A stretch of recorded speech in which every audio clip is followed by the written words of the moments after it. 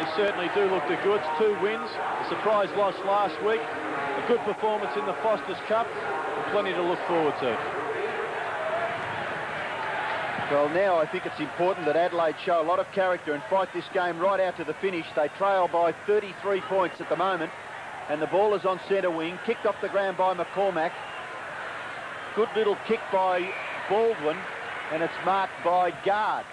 Guard's kick towards right half forward. No mark taken. Caven, good contesting with Maynard. Back there, Bickley. Jarman. In turn, Tregenza. Under a little bit of pressure at half back. He kicks it towards centre wing, where John Blakey doesn't show much interest in it. And it rolls over for a boundary throw-in, right on centre wing. 19-14, 14-11. So the result certainly will go in Fitzroy's favour. We only have to determine the margin. Wren, Jarman, can't get it out. Baldwin, well done. He's an improved player. Goes after it again. Just a bit fortunate, kicked it to his own advantage and then thumps it towards centre half forward. No mark taken back there.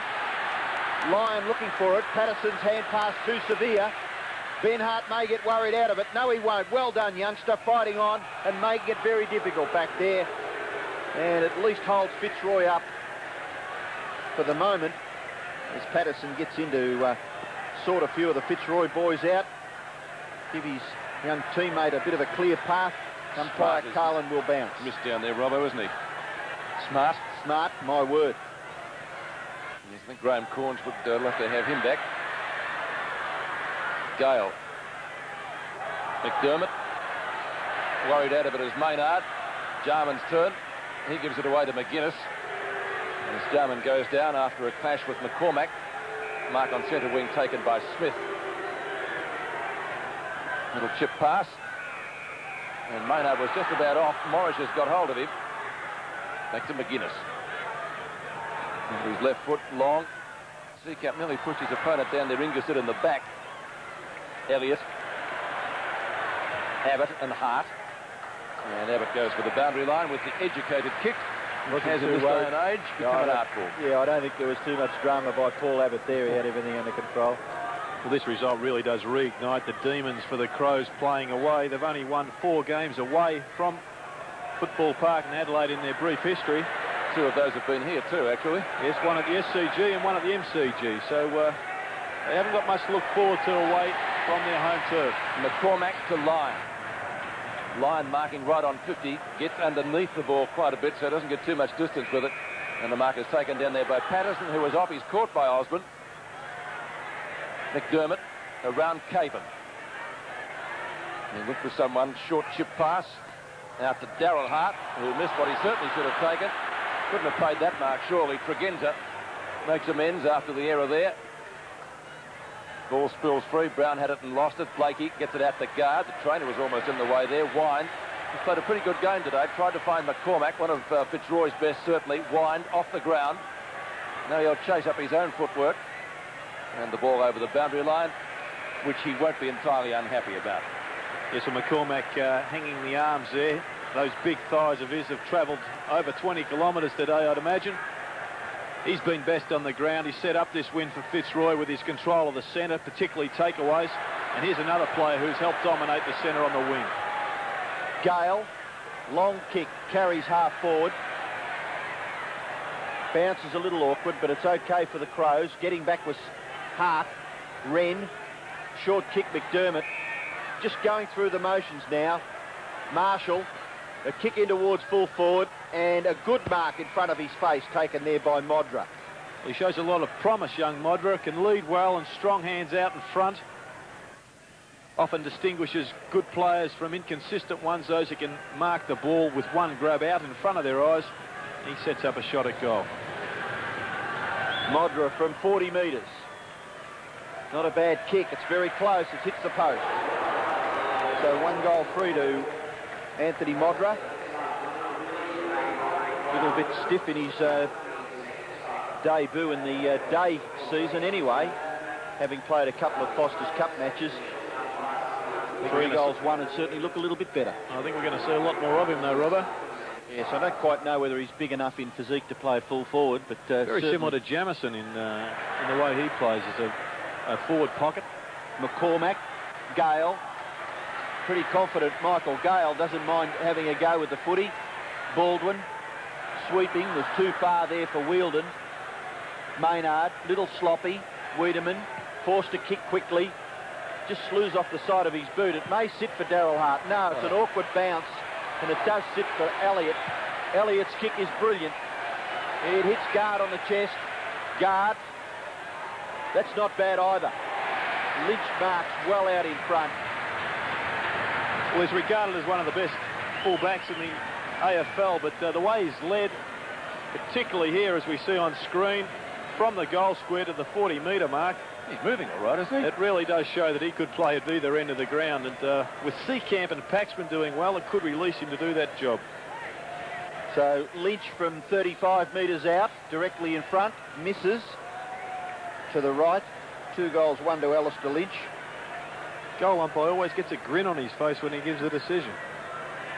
Well, it is a form of entertainment, isn't it? Hart kicks in, and it's marked by McDermott. I'm not so sure Graham Corns would be that enthused. No, you're probably right there. Hart. So almost heart to heart. Oh, the fire was Roos. Went for the big speck. He didn't come down with it. Off the ground, Wine. Brown, who's kicked 4 goals. McCormack takes him on. Lyon, excellent hip and shoulder. And it's a Fitzroy ball. I think that's a free kick to McGuinness. Good mark, Osborne. Why was that, Gerard? Well, you've got to protect the player. Yeah. Going for the ball. He picked him off, didn't he? The Fitzroy guy came through, picked him off, was a charge. Yeah. In fact, if he had have gone down and been concussed, we would have seen a report on the video. Osborne has kicked 5 goals, 3 for Fitzroy. A chance for one of his best bags for a while. 55 metres out, it's going to be touch and go. Off target. Not too much of a smile from the goal umpire that time, and early one behind. So 5 goals, 4. The tally for Richard Osborne for the afternoon. There it is again. Well, yes, probably a little bit late from Lyon. The Lion certainly didn't have any eyes for the ball. In fact, he could have picked the ball up in both hands, but elected to pick off Tony McGuinness, who's had pressure placed on him all day. 130 plays 96. Lee, after a stuttering start. Caban knocks it away from Wren. Jarman is there. Wiedemann. Maynard. Maynard from a standing start up towards midfield. No one can take the grab. Great ball control. Shoveled out. Roos. Had a magnificent game, hasn't he? Both of those players have. And So this is Hart again. Yep. Good prospect. Did a good job last week on Djakovic, we noticed. And he's learning the game all the time, and he's going to obviously get a lot better as the season progresses. That was a throw. Lyon out to Morrish. On to Wine. Players really just going through the motions. Fitzroy look a little bit the fresher. Jarman marks on right centre wing. And a quick kick by Andrew Jarman was talented stuff. Brown away to Tregenza. Tregenza's high kick towards full forward doesn't really give the key forwards much opportunity. And Morrish is caught. Could have nearly been penalised. Elliott in trouble. Tackled by Ingerson, and the umpire will call for a bounce. Andrew Jarman will get better for this run. He's missed a lot of the pre-season with an injury to his hand, as we see a bit of a scuffle there. Well and truly too late. The umpire does the right thing and gets on with play. At the back, Smith. Handballs away, McGuinness. Quick shot for goal by Tony McGuinness. And it slews off the side of his boot and through for 1 behind. So McGuinness has kicked 4 behinds for the afternoon, which is probably a little unusual by his standards.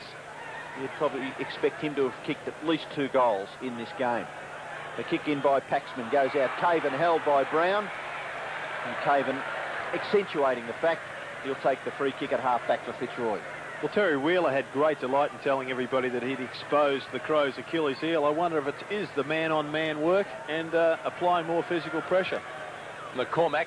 As the siren goes here at Princes Park, Roos can't take the mark on the bell, and the Lions have run out pretty convincing winners in the end. The final scores 19-16, 130 Fitzroy, defeating Adelaide 14-13, 97. So the Lions with another good final term. They kicked 5 goals, 4 as against their opponents 2 goals, 3. So it was 9-7 after half-time, as a couple of ice packs might be handy there in the room later. That's Matthew Dundas. As he looks to have either a dislocated shoulder the way he's going, maybe an AC joint, collarbone, or even some ribs, Robbo. Yeah, he did. I watched him come off the ground at three-quarter time. He was very, very ginger there when he came off the ground. But Adelaide, gee whiz, they've still got a little bit of improvement to do, haven't they? We saw them play against Fitzroy in the first match, and they were thrashed by the Bulldogs.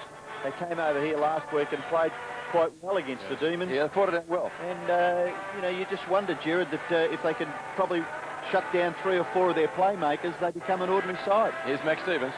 Thanks very much, Gerard. Well, Wayne Wiedemann, thanks.